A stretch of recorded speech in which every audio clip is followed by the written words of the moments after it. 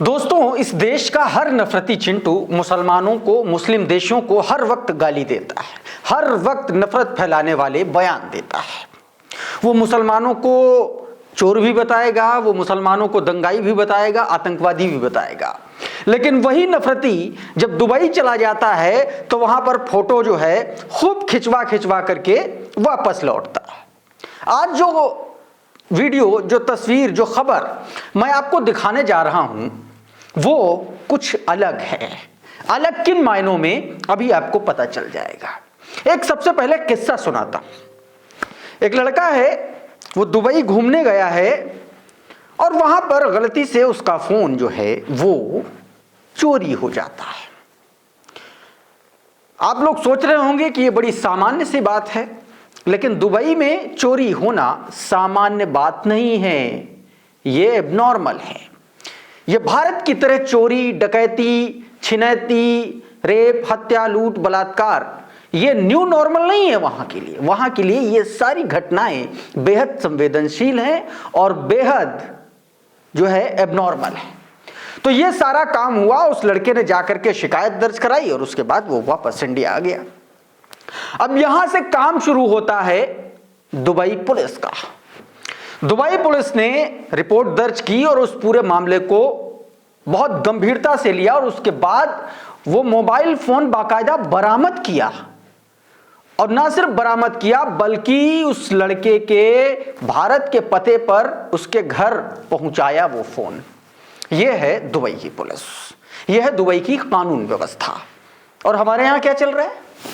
हमारे यहां जो चल रहा है वो भी मैं अभी आपको बताऊंगा, लेकिन सबसे पहले ये उज़्मा परवीन का ट्वीट देखिए। कानून व्यवस्था क्या होती है, भारतीय पुलिस व्यवस्था को दुबई पुलिस से सीखना चाहिए। वैसे तो दुबई पुलिस अपनी गाड़ियों को लेकर के हमेशा चर्चा में हो रहती है, क्योंकि वहां के पुलिस भी फरारी और BMW और रोल्स रॉयल जैसी गाड़ियों से घूमती है, गश्त करती है। लेकिन जितने मॉडर्न उनके संसाधन, उतनी अच्छी उनकी कानून व्यवस्था। भारत के एक मशहूर यूट्यूबर मदन गौरी आपने नाम सुना होगा। उनका मोबाइल दुबई में कहीं गिर गया था, चोरी भी नहीं हुआ था, जिसकी शिकायत उन्होंने दुबई पुलिस से की और उसके बाद उन्होंने वो वापस आ गए। जब वापस आए तो दुबई पुलिस ने इस मामले को एक्शन लिया और उसके बाद मोबाइल फोन ढूंढ करके उनके पते पर पहुंचाया और यह बाकायदा उन्होंने तस्वीर जारी की है जो आप अपनी स्क्रीन पर देख रहे हैं। यह है दुबई की पुलिस व्यवस्था। और अब मैं इसको आपसे छोटा सा कंपेयर उत्तर प्रदेश की पुलिस की कुछ घटनाओं से शुरू करना चाहता हूं, कंपेयर करना चाहता हूं सिर्फ, क्योंकि अभी मैं दुबई से जुड़ी एक और घटना आगे बताऊंगा, उससे भी कंपेयर करूंगा, ठीक है। तो आज जो है, यानी कि बीते दिन एक बड़ा हादसा हुआ था उत्तर प्रदेश में और उस हादसे में कई लोगों ने जान गंवा दी। लोग फंसे, आग लग गई थी बस में, तमाम सारी गाड़ियां टकरा गई, तो उसमें कई लोग जो है उनकी जान गई। जो लोग जिंदा बचे थे उन्होंने पुलिस को कई बार फोन किया, लेकिन पुलिस मौके पर नहीं पहुंची। और इसका खुलासा खुद वहां पर बस में बैठी हुई एक लड़की जो जिंदा बच गई है, जो भी हॉस्पिटल में है, उसने बाकायदा वीडियो जारी किया सोशल मीडिया पर, उसका वीडियो वायरल हो गया। पहले ये वीडियो देखिए, फिर उसके बाद उत्तर प्रदेश पुलिस ने कैसे खेल कर दिया वो मैं आपको बताता हूं। पहले ये वीडियो सुनिए, छोटा सा, बहुत छोटा सा हिस्सा सुनिए, 10-15 सेकंड का, उसके बाद आगे की बात। एक्सीडेंट हुआ है और आग बहुत कम लगी थी, लेकिन फायर ब्रिगेड बहुत लेट में आई है और पुलिस भी बहुत लेट में आई है। उनको थोड़ा टाइम पे आना चाहिए था, तो शायद जितने लोग मरे हैं वो ना मरे होते। लगभग कितने लोग मरे होंगे? एक बस में 9 से 10 लोग मरे हैं, जिस बस में मैं थी। मामला यहां खत्म नहीं हुआ। पुलिस को लगा अरे भाई साहब ये तो किरकिरी हो गई, अब काम तो बन नहीं सकता लेकिन काम बिगड़ जरूर सकता है। तो उत्तर प्रदेश पुलिस को जहां काम बिगाड़ना हो वहां आप जरूर इंट्रोड्यूस कराइए। तो अब यह कहा जा रहा है कि उत्तर प्रदेश पुलिस ने यह पूरा का पूरा गेम रचा और लड़की पर दबाव बनाया और उसके बाद लड़की से बाकायदा वो बयान बदलवाया कि तुम लेट पहुंचे थे। उसके बाद लड़की देखिए क्या कह रही है।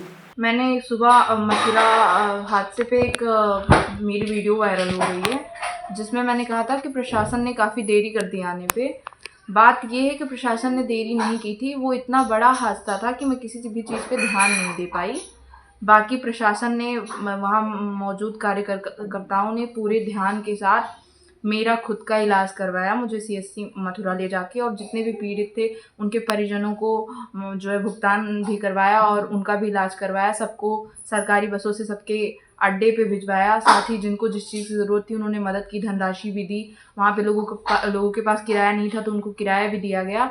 तो प्रशासन ने वहाँ पे सारे काम समय से किए थे, लेकिन इतने बड़े हादसे के बाद मेरे दिमाग में नहीं आ रहा था कि मैं क्या बोल रही हूँ। उसके लिए मैं सभी अधिकारियों से क्षमा चाहती हूँ। अब आप ये समझिए कि किस तरीके से उत्तर प्रदेश के पुलिस या भारत की पुलिस काम करती है। एक और मैं दुबई की घटना आपको बता रहा हूं दोस्तों। बीते दिनों एक लड़की थी, ये तस्वीर देखिए, उस लड़की की तस्वीर है और साइड में आप वहां का सिक्योरिटी सिस्टम भी देख सकते हैं। ये लड़की बीते दिनों दुबई गई थी और रात के 2:30 बजे इसने दावा किया कि दुबई जैसे शहर में वहां पर आप बहुत आराम से खुलेआम घूम सकते हैं, आपको कोई दिक्कत नहीं है, कोई परेशानी नहीं है, कोई टच करने वाला नहीं है। इतना वहां की कानून व्यवस्था जो है पुख्ता है, सुदृढ़ है और इसीलिए वहां पर क्राइम नहीं है, यह बात दावा की थी। लेकिन हमारे यहां पुलिस वाले ही अपराधी बन जाते हैं। हमारे यहां पुलिस वालों का खोया हुआ माल नहीं वापस मिल पाता है। कैसे, मैं आपको बताता हूं। ये तस्वीर, ये वीडियो भी मैं जो आपको दिखाऊंगा, ये उत्तर प्रदेश पुलिस में सिपाही हैं। इनकी बाइक चोरी हो गई और 1 हफ्ते तक पुलिस ने इनकी बाइक चोरी की एफआईआर नहीं लिखी। पुलिस वाले की ही बाइक चोरी की एफआईआर नहीं लिखी गई।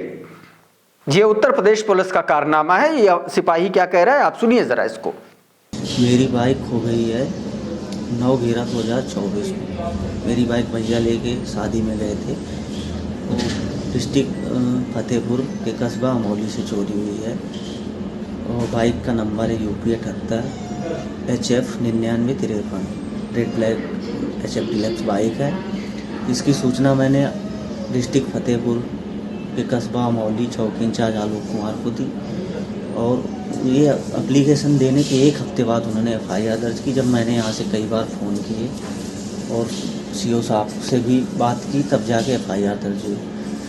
और वीडियोज फोटोज होने के बाद भी ये वृंदावन पैलेस अमौली के जो मालिक हैं उनसे मिल लेते हैं और कोई कार्रवाई नहीं करते हैं। और ये बात मैं SP साहब से भी बोलूँगा। अब आप सोचिए ये उत्तर प्रदेश पुलिस का कैसे कैसे कांड है। अब जरा एक और खबर देख लीजिए। मेरा मुंसिफ ही मेरा कातिल है। उत्तर प्रदेश में पुलिस ही चोर है। और ये बात मैं बहुत ब्लंटली क्यों कह रहा हूं, क्योंकि ये खबर देखिए, इसी को कह करके मैं बोल रहा हूं। यूपी पुलिस के दारोगा ने सड़क किनारे की एक दुकान से बल्ब चुराते हुए कैमरे में कैद हो गया और ये उसकी तस्वीर है और ये NDTV की खबर है। ये देख लीजिए आप अपनी स्क्रीन पर, आपकी स्क्रीन पर है ये अक्टूबर 2022 की खबर है जो मैं आपको दिखा रहा हूं। इनको सिर्फ कंपेयर करने की कोशिश कर रहा हूं। एक और तस्वीर दिखाता हूं जिसमें चौकी में बिजली चोरी पकड़ी गई। 45,000 का बिल हो गया था, बिल नहीं जमा किया, बिजली विभाग ने कनेक्शन काट दिया और जब कनेक्शन काट दिया तो पुलिस वालों ने कटिया मार ली और कटिया पकड़ी गई। ये उत्तर प्रदेश पुलिस का ये भी कारनामा है। फर्रुखाबाद UP का कांड है और ये खबर जो मैं आपको बता रहा हूं ये इसी बीते महीने की है, नवंबर 2024 की। देखिए जरा 25 नवंबर की खबर है। ये देखिए वीडियो जरा। ये चोरी वाली लाइट है। ये जो है चोरी से बाईपास चल रही है, ठीक है। डिस्कनेक्शन 45,000 रुपए पे। हाँ कट गई। उनका केबल काटो 3 मीटर। बहुत पूरी लंबी फहरिस्त है। एक और बताता हूं। एक मामला आया उत्तर प्रदेश के मिर्जापुर में एक बच्चे को चोरी के शक में गुंडों ने बहुत पीटा और पुलिस को सौंप दिया। पुलिस को मौका मिल गया। अब पुलिस वालों ने 24 घंटे उस लड़के को थाने में बिठा करके रखा। फिर उसके बाद उसके पिता ने 2 बोरी धान बेचे, पुलिस वालों को उस धान के पैसे को रिश्वत स्वरूप दिया और उसके बाद अपने बेटे को छुड़ा करके लाया। यह खबर भी 3 जनवरी 2025 की, यानी कि इसी साल के पहले महीने की है। सुनिए जरा ये पिताजी क्या कह रहे हैं उस लड़के के। हमारे पार इसको लेके थाने में बुलाए, इसके साथ थाने भेज दिया। थाने भेज दिए थे जी सर। लड़का रात भर कहाँ था? 24 घंटा थाने में था। थाने में था जी। 14 साल का लड़का जो है रात भर थाने में बैठाया था जी। अच्छा, कैसे छुड़ाया फिर इसको? फिर जब हमारे पैसा नहीं था, हमें 2 बोरा धान बेच कर किसी के बाद छुड़ा सर। पैसा नहीं था, 2 बोरा धान भी बेचना पड़ा इसको छुड़ाने के लिए। सही बोल रहे हो? सही बोल रहा हूँ सर। अच्छा, मतलब पैसा नहीं था, लड़के को 24 घंटा थाने पर रखा गया, इसके बाद तुम धान बेच के तब जो है लड़के को छुड़ाया हो, है ना? हाँ सर। खाने पीने के लिए दाल वो बेच दिया। क्या कर रहे थे पुलिस वाले सब? पुलिस वाले चोरी करवा रहा है तूने, आपको कह रहे थे चोरी करवा रहा है? सर एक और खबर मैं आपको दिखा देता हूं, अलीगढ़ पुलिस का कारनामा। ये बड़े कारनामों से भरा हुआ है उत्तर प्रदेश पुलिस का पूरा महकमा। दोस्तों, यह खबर जो मैं आपको बता रहा हूं, ये 2025 दिसंबर यही 13 तारीख के 3 दिन पहले की खबर है। अलीगढ़ में नशे में धुत पुलिस कर्मियों ने 112 नंबर की गाड़ी जो है नाले में पलट दी। नशे में गाड़ी चला रहे थे और 112 नंबर के जो 112 डायल 112 के जो पुलिसकर्मी होते हैं नाले में पलट दी। क्रेन वाले को पहुंचा, क्रेन वाले ने गाड़ी निकाली, फिर जब क्रेन वाले ने मेहनताना मांगा तो उसको बुरी तरीके से पीटा। यह खबर अलीगढ़ की है। तो इसीलिए कहा जा रहा है दोस्तों कि जिस देश में लगातार एक बड़ा जबरदस्त तरीके से इस्लामोफोबिया फैला हुआ है, वहां पर यहां के लोग जाकर के किस तरीके से बता रहे हैं और वहां की स्पेशलिटी दिखा रहे हैं, वहां की कानून व्यवस्था बताते हैं, वहां का सिक्योरिटी सिस्टम बताते हैं, और यहां से आप कंपेयर कर लीजिए तो आपको शर्म आ जाएगी। और यही लोग जो है यहां से वहां गाली बकते हैं और तब भारत की अंतर्राष्ट्रीय स्तर पर भद्द पिटती है। यही वजह, और कोई वजह नहीं है। बात चोरी की चली दोस्तों, तो एक और खबर मैं आपको दिखाता हूं।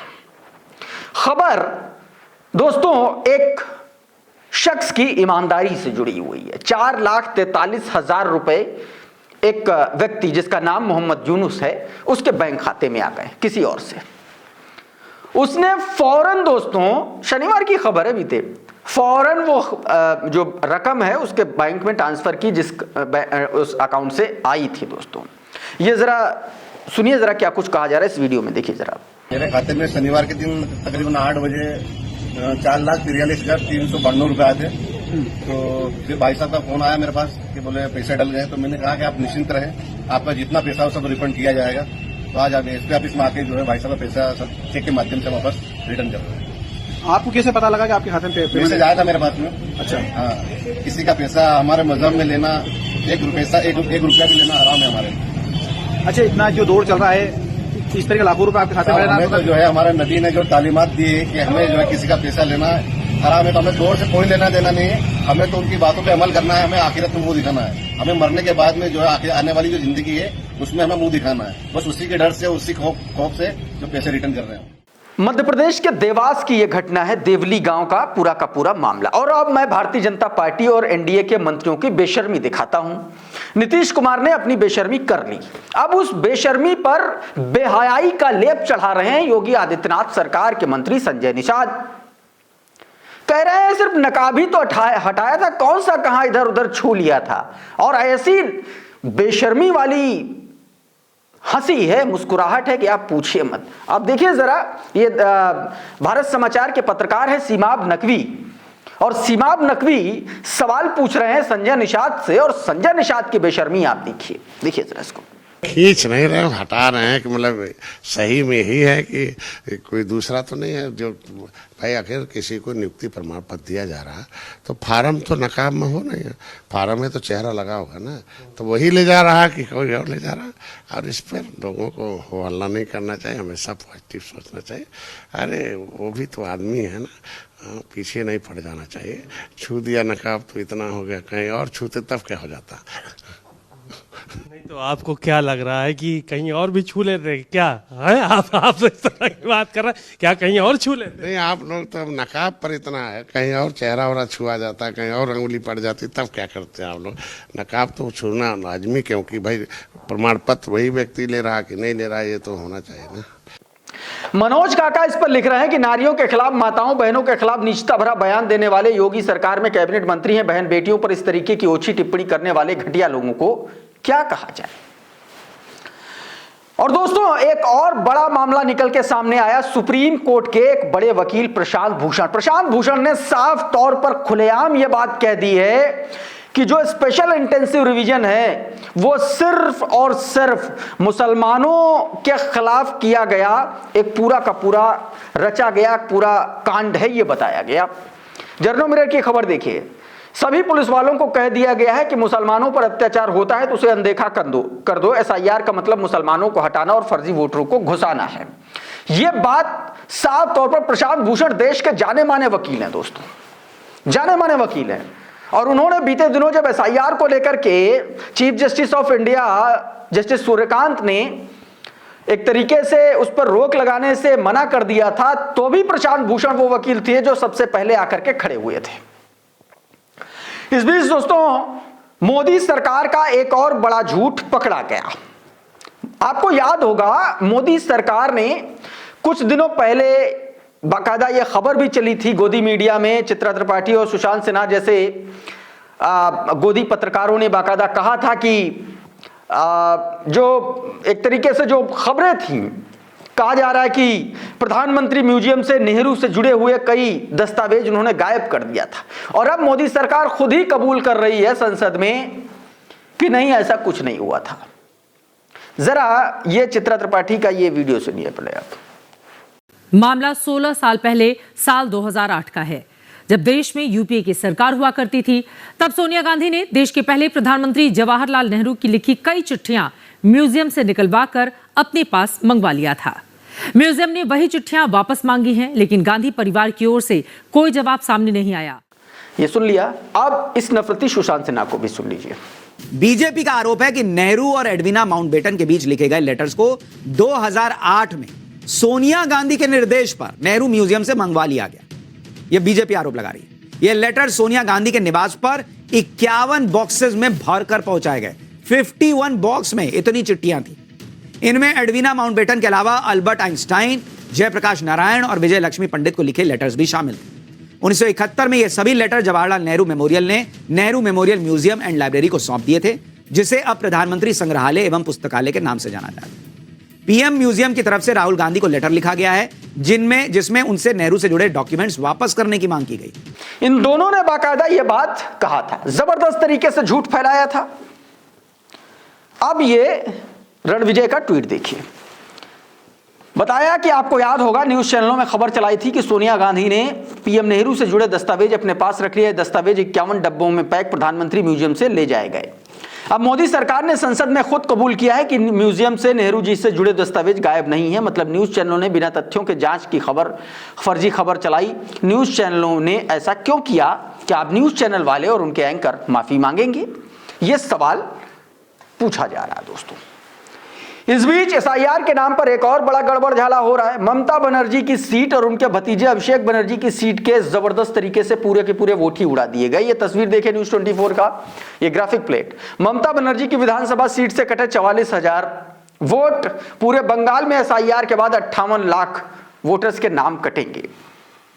और जहां से अभिषेक बनर्जी आते हैं उस इलाके से लगभग 8 लाख वोट काटे गए हैं। यह भी एक खबर है दोस्तों।